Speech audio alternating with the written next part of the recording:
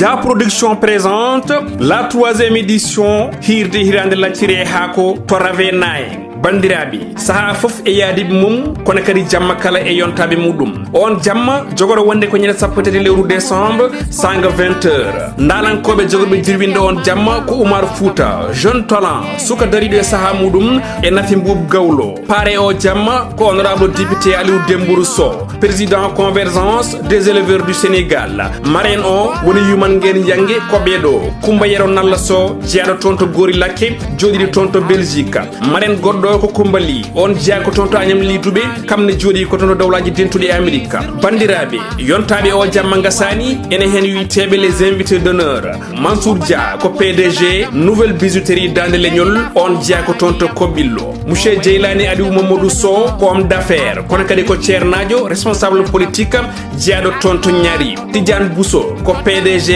TB compagnie Kankayri peinture on jeeya ko toon to Agnam Siwol Acca Diallo madame Sall ko joom suudu maire mo Bakel ceerno Amadou Sow jeeyaɗo toon to wuro Dekle Fulɓe bandiraɓe wotomo luuta o jamma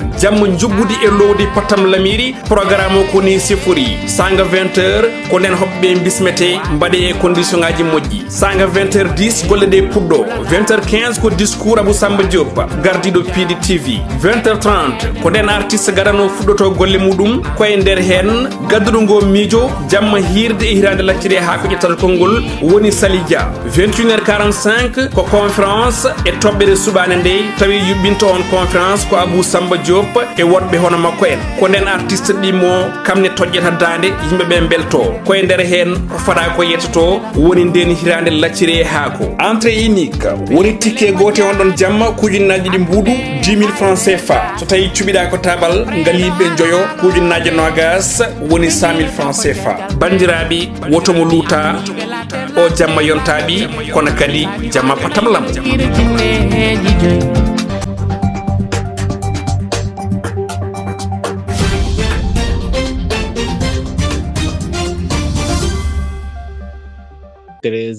heedi to pattuki to Raneru ko on 13h yoni ha ton to Lumbel Lana e ɗo e haalirde meɗen Pinde radio bandiraɓe musidɓe tedduɓe hettiɓe hiiɗiɓe yonti jonde meɗen mawde kabaruji e ɗemgal Pular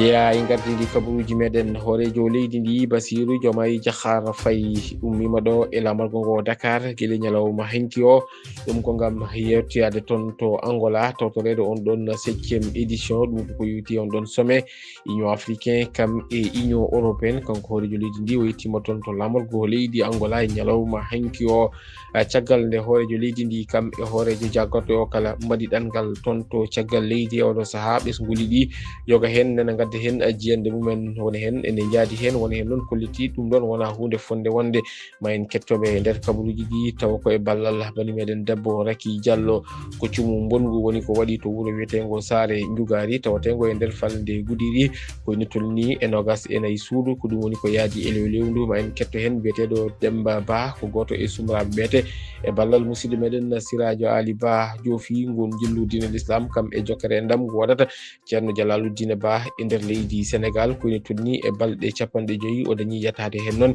e diwunuji 4 e nder leydi Sénégal ma en jaadu hen e cimtol ngol Daha Moussa Ba kabaruji caggal leydi kam e coftal balli ko ɗum uddata jonde meɗen kabaruji ɗum ɗo e ko wona ɗum ɗo kala nana e nder kabaruji ɗi soko tawi on cabbima joni piren pacciren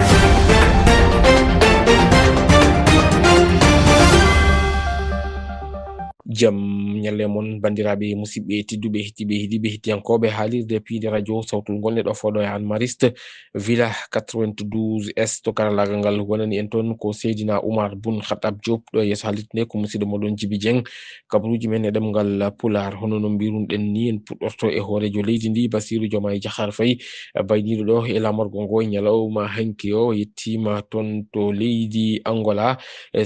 ñalawma hanki o ɗum ko gam tawtorede ngol ɗon ɗon kolol jeeɗe biwol e on ɗon sommet union africain kam e union européen mo ganduɗa kay ene jogori e daɗɗude toon e ñalawma hande o faade janggo toon to leydi Angola kanko horejo leydi noon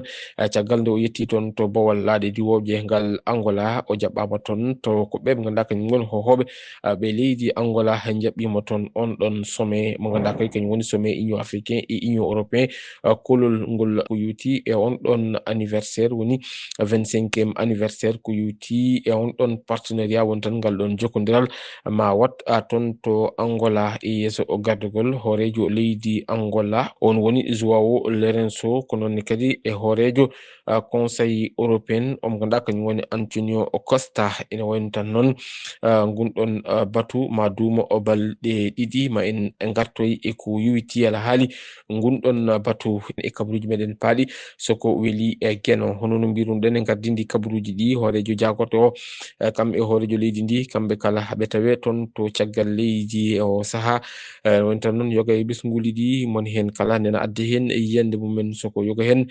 kolliti wonande kay ɗum ɗon o wona hunde fonde wonde kamɓe ɗiɗo kala ɓe potani yaltidde leydi ndi e saaha goto ɓe hen kolliti ɗum ɗon ala foof ko woni hen so tawi kay koɓe jahata ko ɓe jahata tan ko ngam ɓamtare leydi ndi en kettoto yoga hen e mabɓe Mamadou Abouba kam e Mahiwan e ballal bani meɗen debbo Raky Diallo. Voyage maɓɓe ɗiɗɗi hayso mi yiɗi yeyde ni wayri min de mi meeɗa teskade ɗum président waɗa voyage premier ministre waɗa voyage te laaɓi ɗi wona gooti o rewi ko junngo nano o rewi junngo ñaamo elle ɓe tintinirani ko wona lawol kadi les deux responsables ene mbaɗa voyage à la fois ɓe goppa leydi ndi comme ça en vite donc cela veut dire que communication ala hakkude. Pour moi, il n'y a pas de problème. Président de la République yalta, Premier ministre yalta. Parce que enen ɗo e Sénégal, deuxième personnalité du Sénégal, le président de l'Assemblée nationale, c'est El Malick Ndiaye. Tant qu'il est là, il n'y a pas de problème. Quand le président est pourtant yaltude. Mais Premier ministre et président yaltugol mabɓe pourtant wadde problème. L'essentiel woni ko ɓe jahanta ko tan Sénégal dañi hen gartam. Oto won tan jagol inutile quoi. Ɗum woni important. Hay sa ƴeewi au niveau de États-Unis, kamɓe ko vice-président woni deuxième personnalité. Donc président so yalti tan toujours quand il est surveillé comme dit avec beaucoup de sécurité. Parce qu'on ne sait jamais goɗɗum kewi donc waɗa remplacer c'est automatique. Et non ɗo e Sénégal deuxième personnalité c'est le président de l'Assemblée nationale El Malick Ndiaye ko woni deuxième personnalité hande hay goto ñaagaki Allah mais so woni ko kewno kanko lomtoto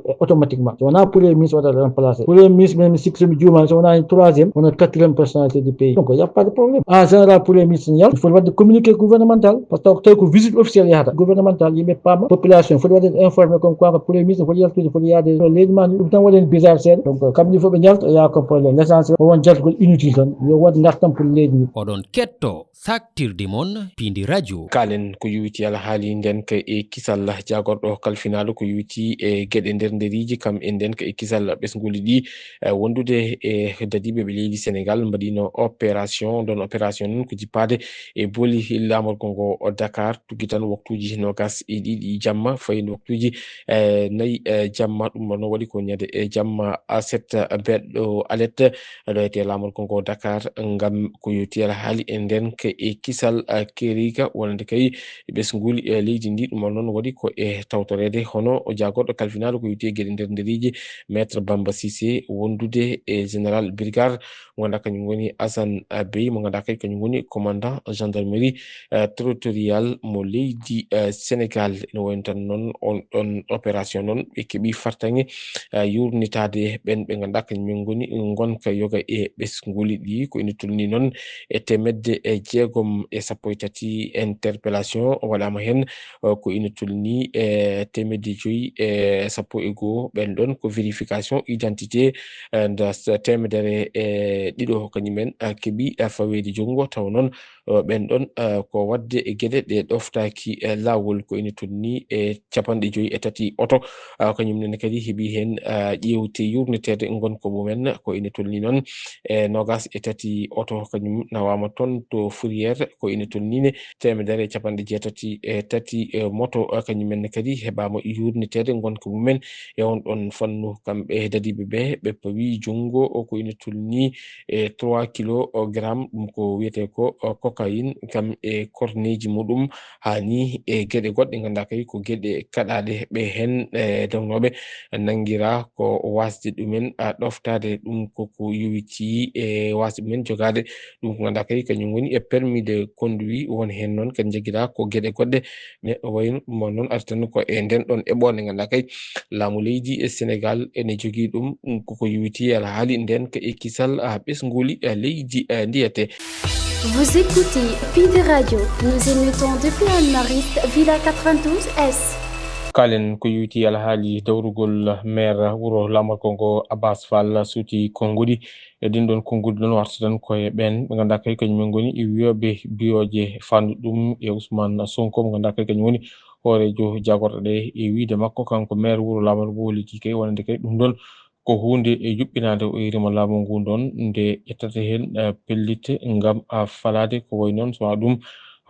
jogori e jibinde goɗɗum cimtol e Laza Bassar. Maire mbo Dakar o Abbas Fall holliti attaqueji baɗeteɗi e Ousmane Sonko ko attaqueji baɗaɗi coordonné saabu biyeteɗo ardu o ko goto e ƴettiɓe Ousmane Sonko wi ɗum bi kantiriɗi nelda convocation judiciaire woppa yalti leydi ndi hokkita fartaŋe naati leydi ndi te wiyaka hay hunde ɗum so ɓooyi ena ñawna hakkillaji fawti hen ɗi dummunnaji biye bonɗe ɗe ndewani lawol ena fawe e dow gardiɗo Pastef o te taw ummi ke responsable coalition Diomaye président e nder réseaux sociaux ji ɗi autorité ji judiciaire ɗi ina kucciti hen mbaɗani mbiyani yonti noon nde hoorejo leydi ndi président Bassirou Diomaye Diakhar Faye ɓamata pelliti sabu ko yaltata ko e nder secteur médiatique ko welani ina bonno koddigo e jaadigal kanko Abbas Fall maire mbo Dakar o wi son en ciftoro ko yawti ina moƴƴi ndentoɗen sabu e kala saaha jorgol ina sumora keccol te Sénégal ha dani e ɗum jam ɓuri hammadi e wiidi Abbas Fall maire mo Dakar o tergal e landa Pastef. oɗon ketto saktirde mon Pindi Radio. en jaltat Lamar Kongo Dakar jena toon to diwan mo Saint-Louis e nder falde Podor dental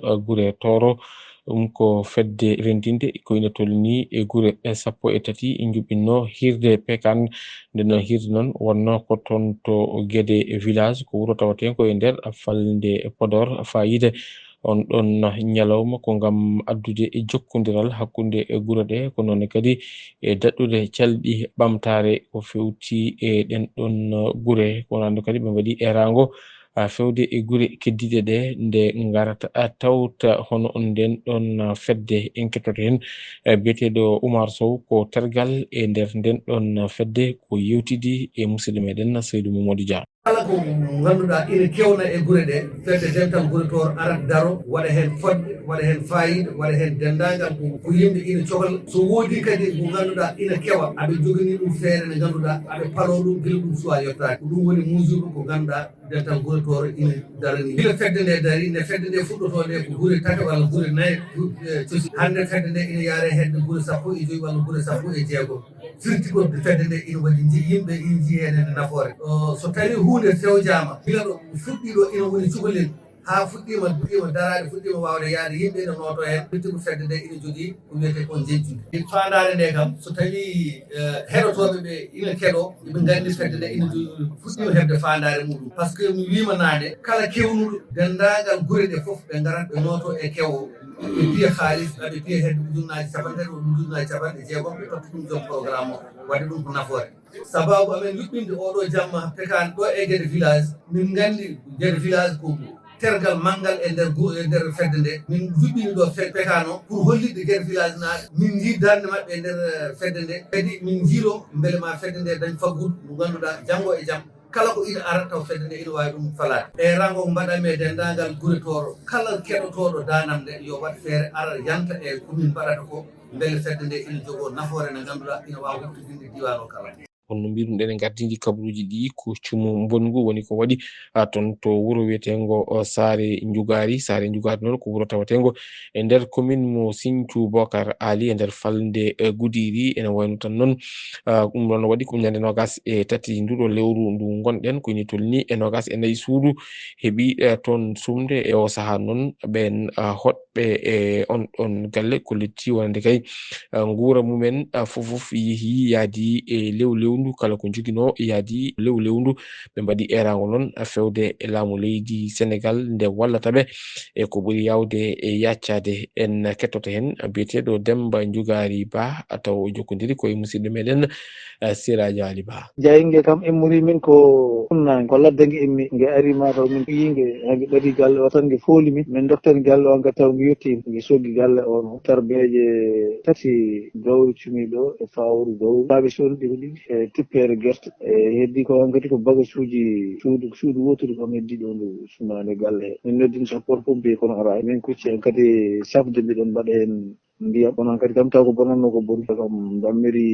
jeeɗiɗi ɓoti tawde ndaje no ɓoti keccumi hen wuro ngo wiyete ko Sare Jugari commune Sinthiou Bowal département Goudiri Néfer Dieng moɗo saaha min mbalata minen fof kam koye Bowal engrais kam minen fof koye Bowal min bertiteri hay hunde ala ko heddi hen ɗo hay battedaki hen e banggue comci e banggue cuɗari e ɗum kam hay hunde heddaki ko suudu woturu woni ko sumani e nder galle he suudu woturu ay ɗum suudu bagage oɓe jaltini ɗum ha laaɓi mbaddi hakkude galle ɗo kese bagage o sumi cuuɗi ɗi e paaɓe ɗi foof ko sumi koko nogas e nayyi cuuɗi ɗi ne jaade caleji mumen e tarorde mumen hen cuuɗi ɗiɗi ko place dipporde ceerno e place jangguinirɗo Dara Alquran e on place ɓurno fewde on kam sum tan hay hunde heddaki hen hay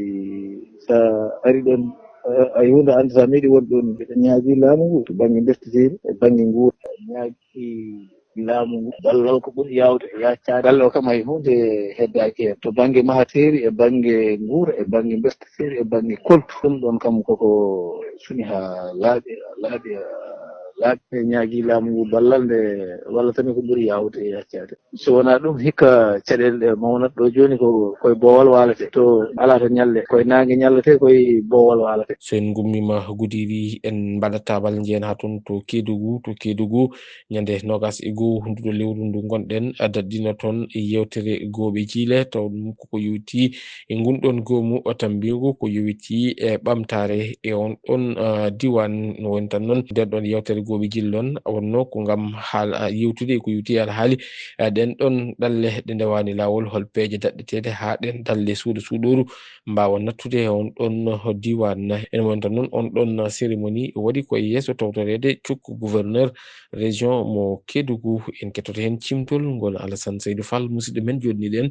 toon to diwan mo Kédougou. ñande aljuma nogas e goho lewru novembre hitande ujunaje ɗiɗi e nogas joyyi comité régional du développement CRD e garda go cukku gouverneur toppitiɗo kala ko fate ɓamtare hono Elhadji Mahamadou Moustapha Gaye ɓe mbaɗi jonde toon to centre de formation professionnel sababu noon wonno ko sete ummiɗo toon to ministére de l' intérieur arti ɗum ɗo nder Kédougou e yewtude kadi holko fate ɗalle ɗeɗo ɗe ndewani lawol hol peeje daɗɗete taw sukaɓeɓe ene mbawa liggade ɗo e nder Sénégal tawa caɗele ngala yimɓe heeɓe noon cuuti hen konngol mumen haalde tan peeje ɗe honno potata lelorade e nder joni nde waɗi yimɓe ɓe ganduɗa kolti keeɓi caɗele e ɗeɗo ɗalle saabu ɗumen jooɗa e duuɓi limtindi jiyani sukaɓe mumen Elhadji Sorati Soko koye mabɓe tawa ko haalmi ko par ce que mi ƴetti ɓiɓɓam yeehi depuis 2014 mi anda o no omo wuuri o wuura ko ala tan andi mi anda ka woni ɗaɓɓitiyami tampi 2014 woni duuɓi sappo e goho ɗo wawata c'est pas possible état wawata haɗude ɗum ko maɓe jona sukaɓe liggue mimi wi ɗo société ji ɗiɗi no ɗo mi perso saraya o e marbre ibel ɗum blocama depuis au tubako jeeyi le bigre sukaɓe ɗon fermama ala golle ala to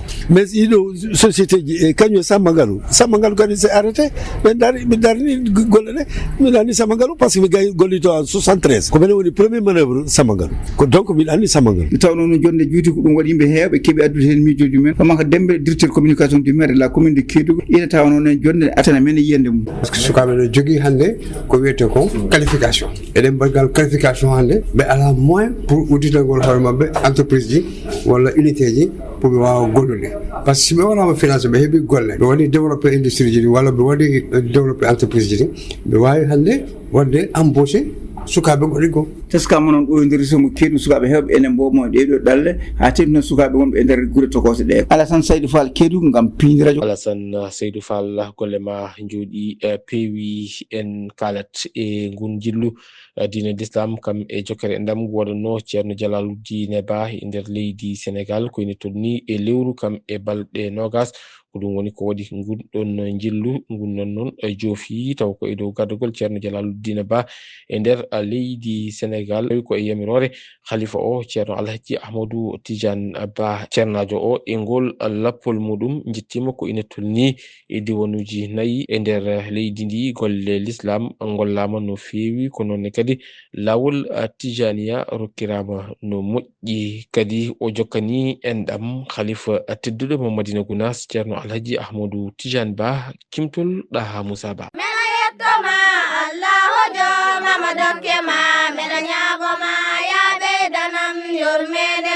ceerno Jalaluddin Ba wayninoma Madina Gounass gila ñande ɗiɗi lewru octobre hitande 2025 tawi koye yamirore khalifa o ceerno Alhaji Ahmadou Tidiane Ba ɗum ko ngon jillo diine l'islam e jokkere hen ɗam e nder leydi Sénégal o yettinoma nokkuji kewɗi e nder leydi ndi ko ene tolno e diwanuji 4 ɗin ko diwan mo Louga Saint-Louis Matam Tambacounda kame palɗe majji 7 jillu ngu duumima ko ene tolno e balɗe 50 ɗum woni lewru e balɗe 20 yettama guure tolniɗe 117 e nder majje yimɓe 226 mo jaggi hen lawol tijaniya ɗiɗo gardinamo e lawol he dakaji ɗiɗi mbaɗi goto o koto Rosso e Houdallahi Diawɓe ziyara goto waɗi to Madina Uba e lulde fedde andu diine ma duuminode fodde balɗe ɗiɗi to ngari ali e nder falde Gudiri ɗin nokkuji ɗi ceerno yettino kala beltorima e garal makko toon ɗum ko guila e Kadior ha e Gandiol kame walo Brak ha heeɓi Toro ko nonne Yirlaɓe e Bosoye ha e Fouta Damga o kam eto Ɓundu ceerno Jalaluddin Ba kala ɗo tonnino omo daɗɗa batuji tiɗɗi cumɗi toɓɓe kewɗe guila e hirjinoji e diine he ha e jertinde ɗen gueɗe ɗaynoje ko nonne ceernajo o tawi bandiraɓe to ɓuuri woɗɗude e nokkuji mabɓe ngam wallidde julɓeɓe kadi o jokkani khalifa o enɗam e nokkuji kewɗi ɗi o hewno yettade omo setudino e sete timmuɗo kamɓe kala ɓe garti e dow jaam ɗaha Moussa Ba gartuɗo e ngol lappol ceerno Jalaluddin Ba Pindi Radio en keddoto toon to Madina Gounass kalen e ngal jaltal ɓen sohnaɓe tawateɓe toon to wuuro teddugo ngo Madina Gounass holuno kala aljuma soko yaade e juure yaade khalifa o ɗum ɗon noon ko aada ɓoyɗo gila e gurdam ceerno Alhaji Mouhamadou Seydou Ba ha yetti ceerno Ahmadou Tidiane Ba ɓen rewɓe yanuɓe juure yaade toon to galle ceerno e ceerno Bachir arti e wasiyaji diine en kettoto hen cimtol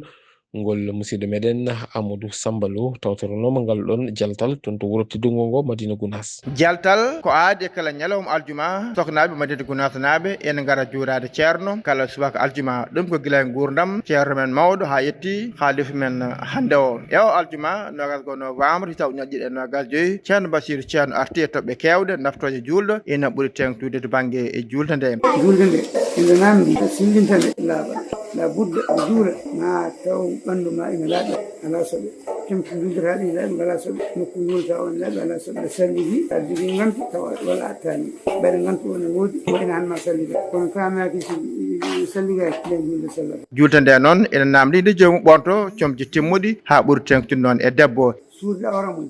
saɗi kendugol julde debbo noon ɓandu mum fof ko awra wona nene julde ɗe e yeeso ngo tan woni wona awra e ma juulgol kala ko wona yeeso ko wiya ko yo suuro nde o juula julde kadi moƴƴa so tawi omo juula ɓundu hoore makko woni hen ko yalti bo fere wi ko yo fillo julde e gon batu kala jinnoɗo nangude lawtenama Tijani rokkama ɓen sukaɓe natoɓe jangde Abdoul Karim dalnama mbiye ba siñeje mimara wattani e jonde nde noon ko duwaw ceerno duwannima dental ngal o duwannima julɓe kala ko musidɗo moon Amadou Samba Lo Madina Gounass Pindi Radio Allah jarama Amadou Samba Lo golle ma jooɗi peewi konngol ma cimtol uddi jonde meɗen kabaruji nder leydi joni en jabanat kabaruji caggal leydi Pindi Radio la page internationale kabaruji caggal leydi e Pindi Radio kabaruji caggal leydi pudortoɗen koto leydi Guinée Bissau ñalawma hanki o wonno ñalawma sumgoji e lefol laamu kam e sumgoji sarɗiyankoɓe toon to leydi Guinée Bissau ene wayno tan noon ko ine tolni e 996.000 électeurs ko kañumen kay goni ko noddono e din ɗon sumgoji ngam de cuɓoto omo ganduɗa kañum woni jogorɗo ardade e din ɗon leydi e ɗiɗo duuɓi paaɗi ene wayno tan noon e ɓen ɓe ganduɗa kañumen goni e sarɗiyankoɓe ɓe ganduɗa kay kañumen goni e jogorɓe jooɗade toon to suudu sarɗiyeji ndu leydi e Guinée Bissau e caggal caggal ko ganduɗa kay ko woni telba bannoɗo e hitande ujunnaji ɗiɗi e nogas e tati ɗum koko yuti e suudu sardiyeji ndu leydi Guinée Bissau ko ene tonni noon e temedere ɗiɗi sardiyanke masuɓe e ko yuti e din ɗon subgoji jincudi officiel ko yuti e din ɗon on ɗon élection ma jincudi ɗi yaltu ɗo e balɗe paaɗe so en gummima toon to leydi Guinée Bissau en jahata hatton to Gambie ton noon Issa Chiroma Bakary mo ganduɗa kay ko kam woni candidat garɗo ɗimmo ɗum koko yuti e din ɗon sumgoji lefol laamu ton to leydi e Cameroun kanko noon hollitama kay wonande oɗo saaha joni omo tawe ton to Banjul lamorgo leydi e Gambie ɗum ko caggal nde ɓatake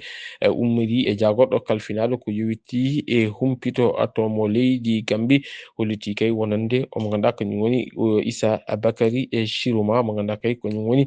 lundiyanke o ton to leydi Cameroun oɗo saaha joni ne tawe ton to leydi e Gambie hollitama no wonde kay yewtere fuɗɗima ko yuti e alhaali gonka makko ton to leydi Gambie so en gummima to Gambie mbaɗat tabal jehna ton to leydi Gabon ton noon horejo leydi France Emmanuel Macron yettima toon e ñalawma hanki o ɗum ko jillu ganduɗa kay ko jillu jokkodiral hakkude leydi France kam e leydi Gabon caggal koɓe mbaydi ɗerewol ɗum ko yuti alhaali mo ganduɗa kañum woni e ɓesgu Bongo Brice Oligui mo ganduɗa kay kañum woni horejo leydi Gabon bismima omo ganduɗa kañum woni horejo leydi France Emmanuel Macron ɓe ganduɗa kay ɓe jewtidi e fannuji certuɗi ɗum ko yuti e alhaali leydi Gabon e caggal kay nde Gabon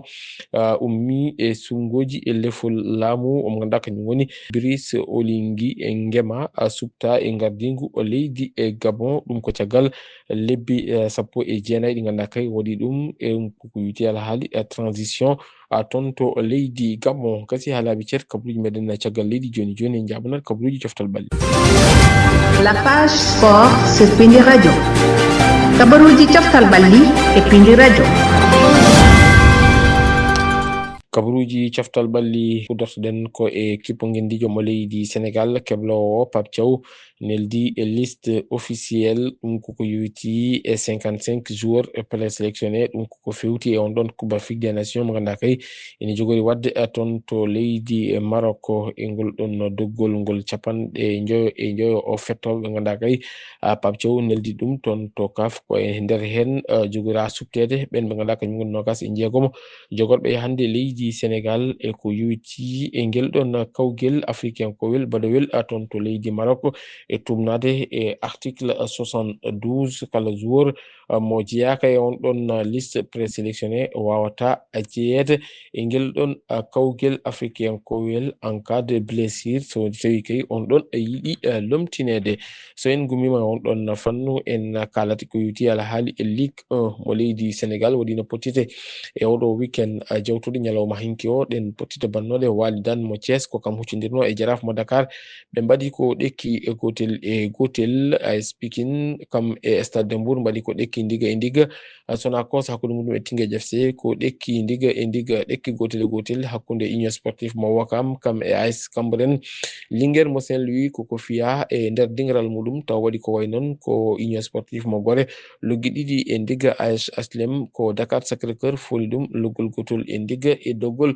championnat mo leydi Sénégal ɗo saaha joni Union Sportif mo Gorée ko kam tan woni e dow gardigu championnat mo leydi Sénégal ton to dunde Europe waɗino potite ñalawma hanki o ton to La Liga Espagnol waɗino potite Real Madrid comme huccindirno e Elche ɓe mbaɗi ko ɗekki ɗiɗi Getafe ko kam jaɓino Atlético de Madrid ko Atlético Madrid foli ɓe loggol gotol e ndiga Real Vallecano e Real Oviedo mbaɗi ko ɗekki ndiga e ndiga to Angleterre waɗino potite ɗiɗi ñalawma hanki o Arsenal ko kam foli Tottenham loggi 4 e gotel Leeds United ko Aston Villa foli ɗum loggi 2 e gotel to Italie toon kadi waɗino potite ñalawma hanki o Parma ko kam foli Hellas Verona loggi 2 e gotel AS Rome ko kam foli Cremonese loggi 3 e gotel Lazio de Rome ko kam jaɓɓino Elche foli ɗum loggi 2 e ndiga hakkude Inter de Milan kam e Milan AC ne wayno ko Milan AC